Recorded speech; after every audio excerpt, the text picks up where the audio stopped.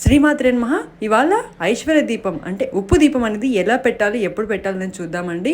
ఈ ఐశ్వర్య దీపం అనేది మంగళవారం కానీ శుక్రవారం కానీ పెట్టాలి. ముందుకైతే తలస్నానం చేసి దేవుడికి ఎదురైతే పెట్టాలండి. లక్ష్మీదేవి ముందు అయితే పెట్టాలి.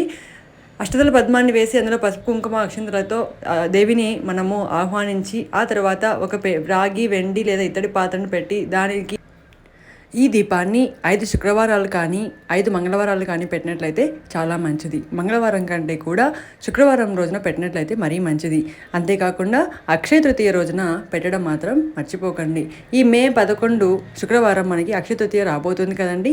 తప్పకుండా ఈ దీపాన్ని పెట్టండి.